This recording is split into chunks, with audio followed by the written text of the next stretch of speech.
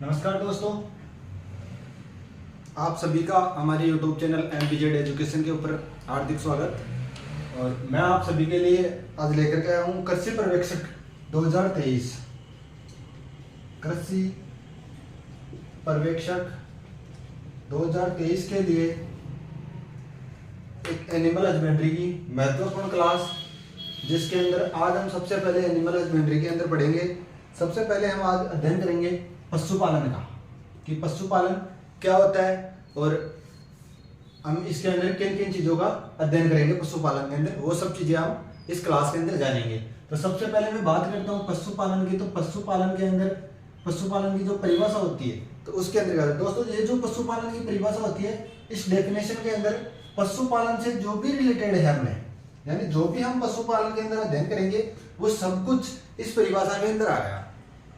जैसे मैं बात करूं पशुओं के प्रबंधन यानी पशुओं के मैनेजमेंट की, कि हम पशुओं का मैनेजमेंट किस प्रकार से करते हैं, किन किन चीजों के आधार पे करते हैं। तो सबसे पहले मैं देखता हूं कि पशुओं के प्रबंधन की एक ऐसी विज्ञान, पशुओं के प्रबंधन की एक ऐसी विज्ञान जिसके अंदर उनका आवास यानी पशुओं का आवास, पशुओं का आवास। अब अलग अलग पशुओं के लिए आवास की मैं बात करूं तो अलग अलग पशुओं के लिए अलग अलग आवास होता है। जैसे मैं बात करता हूं गाय भैंस के लिए हमें अलग आवास की जरूरत पड़ती है, गाय भैंस के लिए एक अलग आवास की जरूरत पड़ती है, भेड़ बकरी के लिए एक अलग आवास की जरूरत पड़ती है। तो अलग अलग पशुओं के लिए हमें अलग अलग आवास की आवश्यकता होती है। अब आगे हम देखते हैं तो आगे आता है आहार। आहार की मैं बात करता हूं, आहार के अंदर अलग अलग वैसे ही जैसे आवास था वैसे ही आहार के अंदर भी अलग अलग पशुओं के लिए अलग अलग आहार होता है। जैसे मैं बात करता हूँ हमारे मानव के अंदर, ह्यूमन के अंदर हम बात करें तो एक जो बेबी होता है उसके लिए अलग आहार की आवश्यकता होती है, और जो यंग होता है उनके लिए हमें अलग आहार की आवश्यकता होती है, और जो बुजुर्ग होते हैं उनके लिए एक अलग आहार की आवश्यकता होती है। उसी प्रकार से हम बात करें तो पशुओं के अंदर भी आहार जो है वो अलग अलग पशुओं के लिए अलग अलग आहार की जरूरत होती है। आगे हम देखते हैं प्रजनन।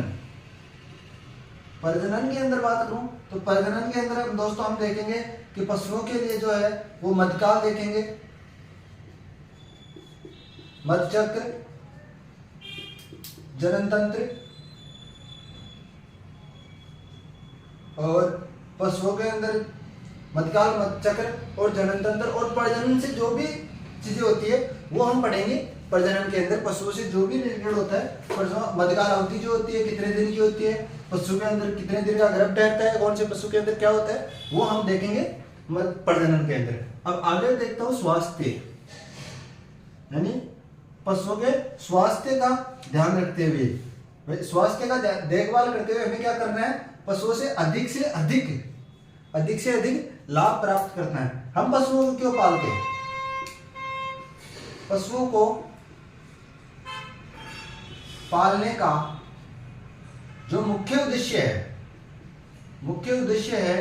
वो क्या है? पशुओं को पालने का हमारे लिए मुख्य उद्देश्य क्या है कि उनसे अधिक से अधिक क्या करना, आय प्राप्त करना। और भारत के अंदर सबसे अधिक जो पशुओं से आय प्राप्त होती है वो होती है किसके द्वारा? दूध के द्वारा। सबसे अधिक भारत के अंदर हम बात करते हैं तो सबसे अंदर इकोनॉमी के अंदर जो है वो दूध का उपयोग होता है, यानी दूध की से ही हम आहार की जो है पशुओं से आय की प्राप्ति करते हैं। इसके अलावा अलग अलग करते हैं, जैसे अलग अलग पशुओं से अलग अलग हम बात करते हैं। जैसे मैं बात करूं तो हम गाय, भैंस, भेड़, बकरी, जैसे गाय है, भैंस है, भेड़ है, बकरी है, ऊंट है, इन पशुओं से अलग अलग आय के स्रोत प्राप्त होते हैं। जैसे गाय भैंस के लिए हम बात करें तो गाय भैंस से हम दूध प्राप्त करते हैं, गोबर, और इनको अलग अलग खेती के कार्यों में भी इनका उपयोग किया जाता है। जो भेड़ होता है उसका खेती के कार्यों के अंदर भी उपयोग किया जाता है। और जो भेड़ बकरी होता है उनसे मैं बात करूं तो ऊन के लिए, दूध के लिए मुख्य स्रोत जो है वो दूध रहेगा दोस्तों, क्योंकि हम मुख्यतः पशुओं को पालते हैं सिर्फ दूध के लिए।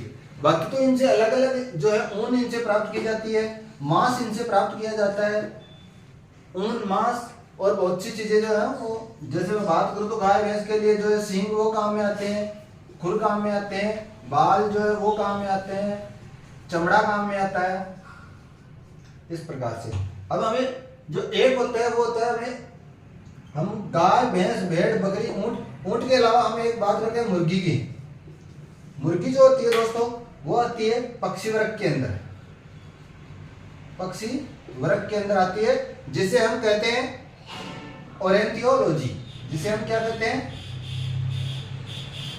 ओरेंथियोलॉजी, जिसे हम ओरेंथियोलॉजी कहते हैं। तो इसकी मुर्गी का जो अध्ययन होता है वो पोल्ट्री का जो अध्ययन होता है उसे हम अंडा उत्पादन व मांस उत्पादन के लिए मुर्गी का जो क्या करते हैं वो पालन करते हैं। हम अंडे और मांस के लिए मुर्गी का पालन किया जाता है। अब हम आगे बात करते हैं तो पशुपालन की परिभाषा के अंदर हमने क्या पढ़ा। तो पशुपालन की परिभाषा के अंदर एक बार हम देखते हैं कि पशुओं के प्रबंधन के लिए आवास, आहार, प्रजनन और स्वास्थ्य की देखभाल करते हुए हमें क्या करना है, पशुओं से अधिक लाभ प्राप्त करना है। अब हम पशुओं से अधिक लाभ प्राप्त किस प्रकार कर सकते हैं, जैसे उनके द्वारा दूध के द्वारा हम अधिक से अधिक लाभ प्राप्त कर लेते हैं, और दूध, ऊन है, मुर्गी से जैसे अंडा, मांस, पशुओं से मांस, चमड़ा आदि जो है वो खेती कार्यों के अंदर वगैरह में पशु काम में आते हैं। तो अब हम आगे बात करते हैं, तो आगे हम देखते हैं पशुओं की नस्लें।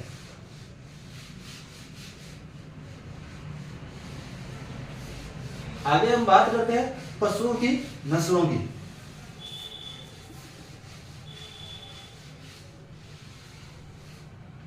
पशुओं की नस्लों की मैं आगे बात करता हूं। तो पशुओं की नस्लों के अंदर हम देखते हैं नस्लें। अब ये नस्ल क्या कहलाती है? हम बात करते हैं पशुओं की नस्ल। अब इसके अंदर ये जो पशुओं की नस्ल है, इसके अंदर हम बात करते हैं नस्ल की, कि नस्ल की जो है वो परिभाषा क्या होती है, या हम नस्ल किसे कहते हैं। तो हम नस्ल उसे कहते हैं कि एक ही वंश के पशुओं का, कौन सी दोस्तों, जैसे कि एक ही वंश के पशुओं का समूह है। एक ही वंश के पशुओं का समूह है जिनका आकार,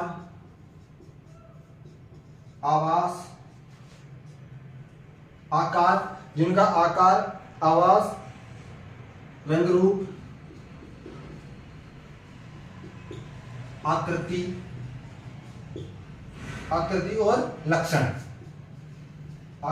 और लक्षण, ये आदि क्या होते हैं, समान रहते हैं।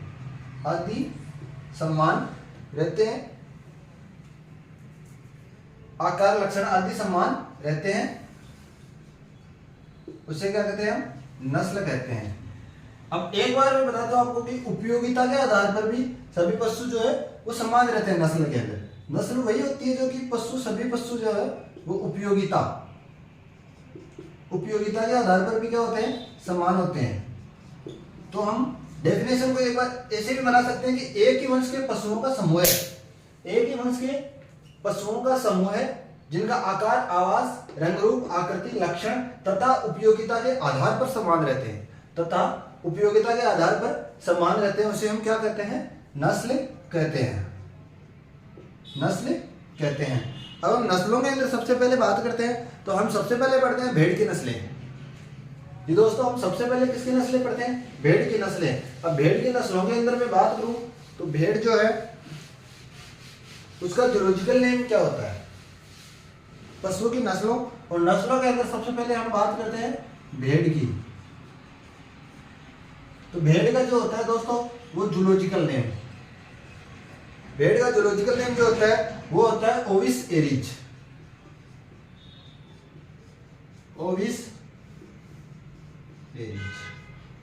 भेड़ का जो जूलॉजिकल नाम होता है वो होता है ओविस एरिज। और गुणसूत्र होते हैं भेड़ के अंदर,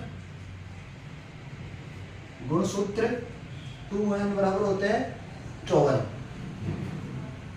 और इसका कुल जो होता है, कुल होता है बोविडी। बोविडी कुल का पशु है, कुल को हम फैमिली भी बोल देते हैं, तो बोविडी कुल का पशु है। अब हम बात करते हैं भेड़ के उपनाम। भेड़ के उपनाम कौन कौन से हैं? तो भेड़ को दोस्तों सबसे पहले तो उपनामों के अंदर में बात करते, उपनामों के अंदर इसको कहा जाता है परजीवियों का म्यूजियम। परजीवियों का म्यूजियम। परजीवियों के म्यूजियम इसे क्यों कहते हैं? क्योंकि दोस्तों भेड़ के ऊपर क्या रहती है? ऊन, और ये ऊन के अंदर जो क्या होते हैं वो सूक्ष्म जीव वगैरह परजीवियों का, सूक्ष्म जीव अन्य जीव भी इनके अंदर, ऊन के अंदर पाए जाते हैं। तो जिसके कारण इसे क्या कहता है? परजीवियों का म्यूजियम कहते हैं। इसे गरीब का मोबाइल भी कहते हैं दोस्तों, गरीब का मोबाइल, गरीब का मोबाइल भी कहा जाता है। अब मैं बात करूं भेड़ को स्थानीय भाषा के अंदर, यानी अपनी भाषा के अंदर, राजस्थानी भाषा के अंदर भेड़ को किन किन नामों से जाना जाता है? तो भेड़ को अपनी भाषा के अंदर कहते हैं गारो, गारो और गारो गाडर, और अपने राजस्थानी भाषा के अंदर सबसे लरड़ी। ये नाम किसके हैं? ये नाम दोस्तों है मादा भेड़ के। ये जो नामों से हम जानते हैं इसे कहते हैं मादा भेड़ को कहते हैं। अब जो नर भेड़ होता है उसे नर को क्या कहते हैं? नर को कहते हैं दोस्तों मेंढा। भेड़ के नर पशु को क्या कहा जाता है? मेंढा कहा जाता है। तो अब हम आगे देखते हैं कि भेड़ के जो मांस होता है, भेड़ के मांस को क्या कहा जाता है? भेड़ के मांस को कहते हैं हम मटन। और भेड़ों का झुंड जो होता है, भेड़ों का जो झुंड होता है हम दोस्तों उसे कहते हैं रेवड़े। भेड़ों के झुंड को क्या कहा जाता है? भेड़ों के झुंड को कहा जाता है रेवड़े। और पशु गणना 2020 के अनुसार अब हम भेड़ों के जो है वो देखते हैं कि भेड़ों की संख्या सर्वाधिक कहाँ पे थी और कितनी भेड़ों की संख्या थी और क्या था। तो सबसे पहले हम देखते हैं विश्व के अंदर, यानी पशु गणना 2020 के अनुसार हम देखते हैं भेड़ों की सर्वाधिक संख्या ऑस्ट्रेलिया के अंदर, यानी विश्व के अंदर कहाँ पे थी? ऑस्ट्रेलिया के अंदर थी दोस्तों। और भारत के अंदर मैं बात करता हूँ तो भारत के अंदर फर्स्ट रैंक पे जो आता है वो आता है अपने तेलंगाना, सेकंड स्थान आता है अपने आंध्र प्रदेश, थर्ड स्थान आता है कर्नाटका का, और राजस्थान जो है दोस्तों वो अपने चौथे स्थान पे आता है। अब हमें पूछ लिया जाता है क्वेश्चन के अंदर कि भेड़ पालन के अंदर राजस्थान का, भारत के अंदर राजस्थान का कौन सा स्थान है? तो हमारा आंसर क्या होगा दोस्तों? चौथी रैंक, यानी चौथा स्थान है अपने राजस्थान का भेड़ पालन के अंदर भारत के अंदर।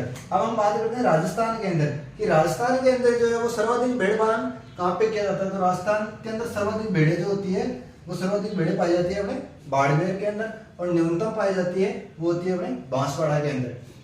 ये दोस्तों ये जो डाटा है आपको ये 2020 की पशु गणना के आधार पे है, 2020 की पशु गणना के आधार पे है। अब हम आगे देखते हैं तो भेड़ में गर्भकाल की अवधि जो होती है वो होती है 145 दिन। गर्भकाल की जो अवधि होती है भेड़ के अंदर वो होती है 145 दिन। और औसत श्वसन दर बात करता हूं मैं भेड़ की जो होती है वो औसत श्वसन दर की मैं बात करूं तो 12 से 20 बार प्रति मिनट की दर से भेड़ों के अंदर श्वसन दर होती है। अब हम बात करते हैं 2020 के अनुसार ही भारत में कुल भेड़ों की संख्या, कुल भेड़ों की संख्या कितनी थी दोस्तों? 7.42 करोड़, यानी 2020 के अनुसार जो भारत में भेड़ें थी वो थी 7.42 करोड़। और राजस्थान के अंदर बात करूं तो 0.79 करोड़, यानी राजस्थान के अंदर जो भेड़ों की संख्या थी वो थी 0.79 करोड़, यानी लगभग 80 लाख, लगभग 80 लाख भेड़ें जो है वो अपने राजस्थान के अंदर पाई जाती है। अब हम आगे देखते हैं कि भारत के अंदर है विश्व के अंदर जो है ना वो विश्व के अंदर कुल कितनी भेड़ों की वो नस्लें हैं मान्यता प्राप्त है, यानी विश्व के अंदर मान्यता प्राप्त भेड़ों की नस्लों की बात करूं तो वो कितनी है, यानी भेड़ों की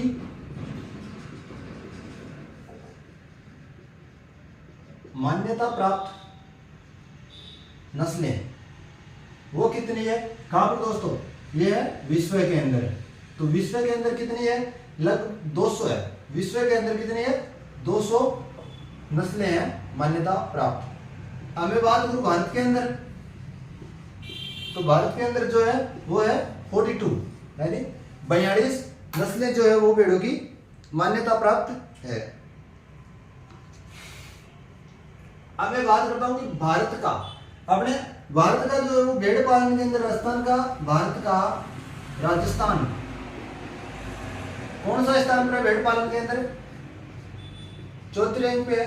लेकिन जो भारत के अंदर ऊन का उत्पादन होता है ना दोस्तों, जो ऊन का उत्पादन होता है उसका 40% उत्पादन केवल राजस्थान करता है।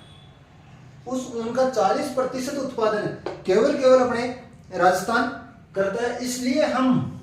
इसलिए हम राजस्थान को ऊन का क्या कहते हैं? घर कहा जाता है।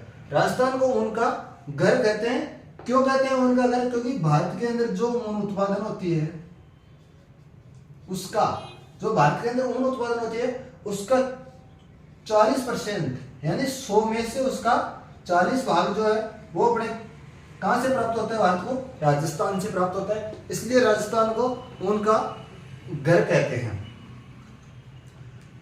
अब मैं बात करता हूं कि राजस्थान के अंदर ऊन का घर किसे कहते हैं। ये तो हम बात कर रहे थे भारत के अंदर। अब बात करते हैं, देखो आगे देखते हैं राजस्थान के अंदर, राजस्थान में ऊन का घर, ऊन का घर। तो राजस्थान के अंदर मैं ऊन के घर की बात करूं तो राजस्थान के अंदर ऊन का घर जो कहलाता है वो कहलाता है दोस्तों बीकानेर। राजस्थान के अंदर ऊन का घर जो कहते हैं वो कहते हैं बीकानेर। अब जो कुछ केंद्रीय राज्य के जो सेंट्रल जो होते हैं वो भेड़ों के अनुसंधान केंद्र वगैरह जो होते हैं, हम उनकी बात करते हैं कि वो कहां कहां है।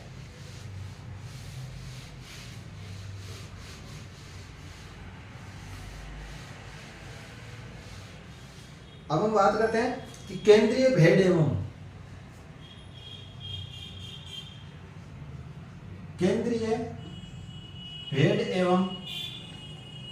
ऊन अनुसंधान केंद्र, केंद्रीय भेड़ एवं ऊन अनुसंधान केंद्र ये कहां पर स्थित है दोस्तों? ये अपने राजस्थान के अंदर स्थित है। राजस्थान के अंदर कौन सी तहसील? मालपुरा। और मालपुरा के अंदर कौन है? टोंक जिले के अंदर अविका नगर। कभी कभार क्या होता है दोस्तों, एग्जामिनर जो हमें क्वेश्चन पूछता है वो या तो सीधा सीधा पूछ लेता है, ऑप्शन के अंदर हमें दे देता है कि राजस्थान। एक क्वेश्चन पूछेगा कि केंद्रीय भेड़ एवं ऊन अनुसंधान केंद्र कहाँ स्थित है, तो हमें ऑप्शन दे देगा राजस्थान, उत्तर प्रदेश, मध्य प्रदेश, पंजाब। तो हमें इसके अंदर तो आंसर के अंदर जो करना है वो राजस्थान हमें सीधा सीधा पता है। लेकिन कभी कभार क्या होता है कि अंदर से पूछ लेता है, जैसे ऑप्शन के अंदर ये दे देता है, जैसे अलग अलग दे देता है। राजस्थान के अंदर टोंक दे देता है, नागौर, जयपुर, अजमेर। तो इसके अंदर हमारा आंसर जो है वो होता है टोंक। और कभी कभार सीधा आंसर देता है एग्जामिनर, सीधा आंसर देता है अविका नगर, तो हमें अविका नगर ही सही करना है उसके अंदर। अब आगे देखते हैं कि भेड़ एवं दूसरा क्या होता है? दूसरा क्या है? भेड़ एवं ऊन प्रशिक्षण केंद्र, ऊन प्रशिक्षण केंद्र। भेड़ एवं ऊन प्रशिक्षण केंद्र कहां पे है? यह है दोस्तों अपने जयपुर के अंदर, जयपुर के अंदर। ये जो अविका नगर टोंक है मालपुर वाला, इसकी स्थापना जो हुई थी वो हुई थी 1962 के अंदर। इसकी स्थापना कब हुई थी? 1962 के अंदर हुई थी। केंद्रीय भेड़ एवं ऊन अनुसंधान केंद्र की स्थापना जो है वो 1962 के अंदर हुई थी। केंद्रीय भेड़ एवं ऊन प्रशिक्षण केंद्र जो है वो जयपुर के अंदर है। और केंद्रीय भेड़ प्रजनन केंद्र है दोस्तों, बात करता हूं मैं केंद्रीय भेड़ प्रजनन केंद्र की, तो ये जो अपने है ये है अपने राजस्थान के बाहर, कहां पे? हिसार, हरियाणा के अंदर, हिसार हरियाणा के अंदर है। अब बात करता हूं मैं केंद्रीय ऊन विकास बोर्ड, केंद्रीय ऊन विकास बोर्ड। केंद्रीय ऊन विकास बोर्ड की बात करता हूं तो ये अपने है जोधपुर, और इसकी जो स्थापना है वो कब हुई थी? इसकी स्थापना हुई थी 1987 के अंदर। इसकी स्थापना कब हुई थी? 1987 के अंदर। केंद्रीय ऊन विकास बोर्ड जोधपुर के अंदर है और इसकी स्थापना कब हुई थी? 1987 के अंदर। 1987 के अंदर इसकी स्थापना हुई। केंद्रीय भेड़ एवं ऊन अनुसंधान केंद्र जिसकी स्थापना 1962 के अंदर हुई थी वो कहां पे है? अविकानगर टोंक के अंदर। अविकानगर टोंक के अंदर राजस्थान के अंदर है। और भेड़ एवं ऊन प्रशिक्षण केंद्र जो है वो जयपुर के अंदर है। केंद्रीय भेड़ प्रजनन केंद्र जो है वो हिसार हरियाणा के अंदर है। भारतीय ऊन विकास बोर्ड जो कहां पर है? जोधपुर के अंदर है। अब आगे देखते हैं ऊन विश्लेषण केंद्र, ऊन विश्लेषण प्रयोगशाला वो कहां पे है? बीकानेर के अंदर है।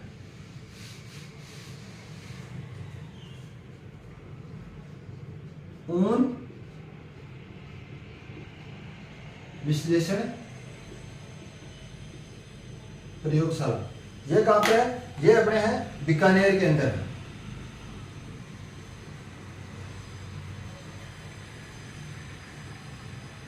बीकानेर के अंदर। और इसकी जो स्थापना हुई थी वो हुई थी 1965 के अंदर। इसकी स्थापना जो है वो 1965 के अंदर हुई थी। अब एक और स्थित है दोस्तों बीकानेर के अंदर ही, वो है गलीचा प्रशिक्षण केंद्र। गलीचा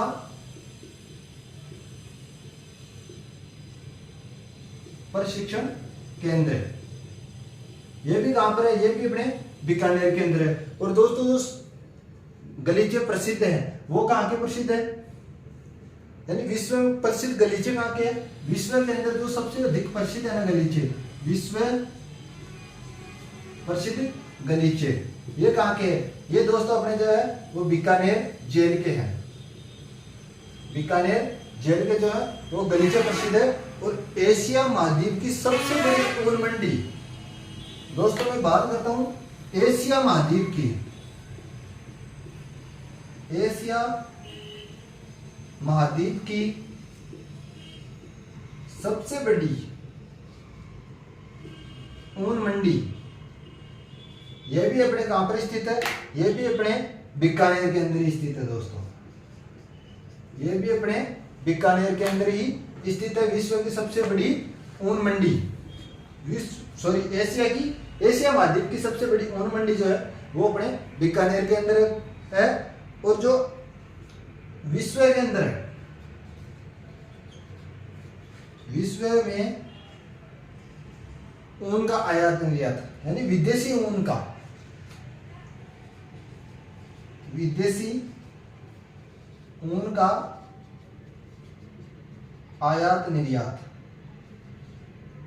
आयात निर्यात जो है वो केंद्र कहां पे? आयात निर्यात केंद्र कहां पे है? अपने कोटा के अंदर। आयात निर्यात केंद्र कहां पे है? कोटा के अंदर है। तो जो बीकानेर है उसके अंदर अपने भारत के कितने हो गए? पहला तो होगा ऊन विश्लेषण प्रयोगशाला, ये कहां पर है? बीकानेर के अंदर। इसकी स्थापना कब हुई? 1965 के अंदर। अब गलीचा प्रशिक्षण केंद्र ये कहां पर है? बीकानेर के अंदर है। और विश्व के प्रसिद्ध गलीचे, विश्व प्रसिद्ध गलीचे कहां के हैं? बीकानेर जेल के जो गलीचे हैं वो विश्व के अंदर प्रसिद्ध है। आगे देखते हैं एशिया महाद्वीप की सबसे बड़ी ऊन मंडी, एशिया महाद्वीप की सबसे बड़ी ऊन मंडी वो भी कहां पर है? अपने बीकानेर के अंदर है। और विदेशी ऊन का आयात निर्यात केंद्र है, विदेशी ऊन का आयात निर्यात केंद्र ये कहां पर है? कोटा के अंदर है। राजस्थान, अगला जो है राजस्थान के अंदर भेड़ प्रजनन केंद्र है। राजस्थान के अंदर भेड़ प्रजनन केंद्र है। ये कहां पर है? राजस्थान के अंदर जो भेड़ प्रजनन केंद्र है ये है अपने नागौर के अंदर। कौन सा जगह? बाकलिया। राजस्थान के अंदर भेड़ प्रजनन केंद्र है। ये अपने कहां पर है? ये अपने हैं बाकलिया, नागौर में। बाकलिया जो है वो कहां पे है? नागौर के अंदर है।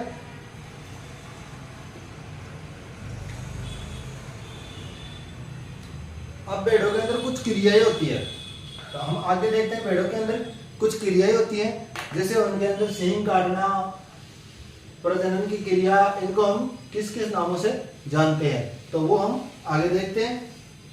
तो मैं बात करता हूँ भेड़ में पूंछ काटने की क्रिया। जो भेड़ के अंदर होती है वो होती है पूंछ काटने की क्रिया। भेड़ में पूंछ काटने की क्रिया, भेड़ के अंदर पूंछ काटने की क्रिया को क्या कहते हैं?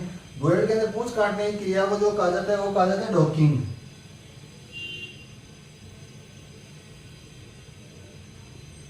डॉकिंग कहते हैं। इसकी एज की बात करूं कि किस एज के अंदर भेड़ की पूंछ काटी जाती है, तो 7 से 14 दिन।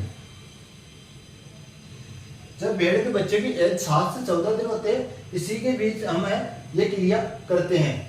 जो भेड़ की पूंछ काटने की क्रिया है उसे हम क्या कहते हैं? डॉकिंग कहते हैं। और भेड़ के अंदर ऊन उतारने की क्रिया, भेड़ के अंदर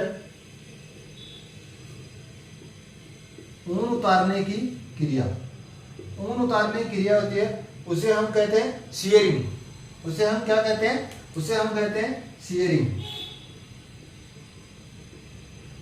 भेड़ के अंदर ऊन उतारने की क्रिया को कहते हैं हम शियरिंग। और भेड़ की आंखों के ऊपर, भेड़ की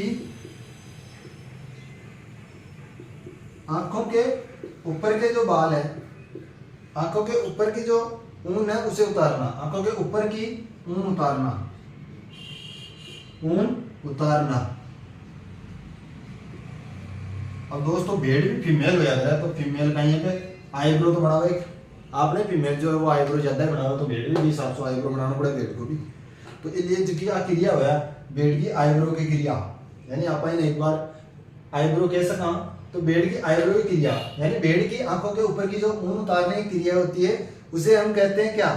पुल्ड ऊन। सॉरी दोस्तों, उसे कहते हैं हम आइंग। सॉरी, उसे हम कहते हैं आइंग। ऊन उतारने की क्रिया को क्या कहते हैं हम? आइंग। इसे याद रखने का सबसे बढ़िया तरीका है दोस्तों कि आंख जो होती है वो होती है आई, आई होती है, आई से हम क्या बना देंगे? आइंग। इससे याद ऐसे रखा जा सकता है कि भेड़ के अंदर आंखों के ऊपर की ऊन उतारने की क्रिया को क्या कहा जाता है? आइंग। आई जो है वो आंख से क्या बना है? आइंग। ऐसे हम इसे याद रख सकते हैं कि आंख जो होती है वो आई होती है और आई की क्रिया आइंग कहलाती है। अब आ गया था मरी हुई भेड़ की ऊन उतारना। यानी दोस्तों मरी हुई भेड़ की ऊन उतारने की क्रिया को, जब भेड़ की मृत्यु हो जाती है उसके बाद के अंदर भेड़ की ऊन उतारी जाती है, हम उसे कहते हैं, उस ऊन को क्या कहते हैं? पुल्ड ऊन कहते हैं। यानी मरी हुई भेड़ की